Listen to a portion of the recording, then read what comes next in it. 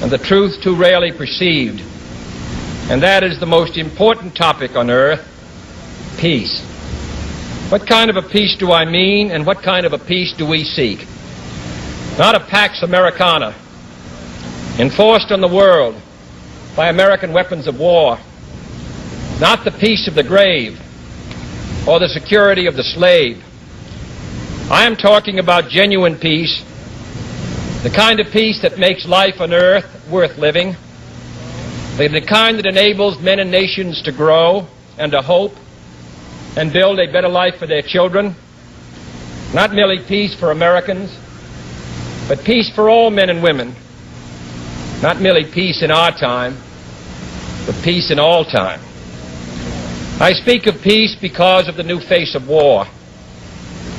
Total war makes no sense in an age where great powers can maintain large and relatively invulnerable nuclear forces and refuse to surrender without resort to those forces. It makes no sense in an age where a single nuclear weapon contains almost 10 times the explosive force delivered by all the Allied air forces in the Second World War. It makes no sense in an age when the deadly poisons produced by a nuclear exchange would be carried by wind and water and soil and seed to the far corners of the globe and to generations yet unborn.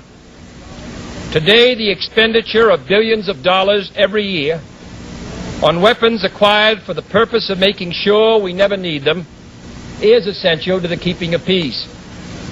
But surely the acquisition of such idle stockpiles, which can only destroy and never create, is not the only, much less the most efficient, means of assuring peace. I speak of peace, therefore, as the necessary, rational end of rational men. I realize the pursuit of peace is not as dramatic as the pursuit of war, and frequently the words of the pursuers fall on deaf ears, but we have no more urgent task. Some say that it is useless to speak of peace or world law or world disarmament, and that it will be useless until the leaders of the Soviet Union adopt a more enlightened attitude. I hope they do. I believe we can help them do it. But I also believe that we must re-examine our own attitudes as individuals and as a nation, for our attitude is as essential as theirs. And every graduate of this school, every thoughtful citizen who despairs of war and wishes to bring peace should begin by looking inward, by examining his own attitude towards the possibilities of peace, towards the Soviet Union, towards the course of the Cold War, and towards freedom and peace here at home. First,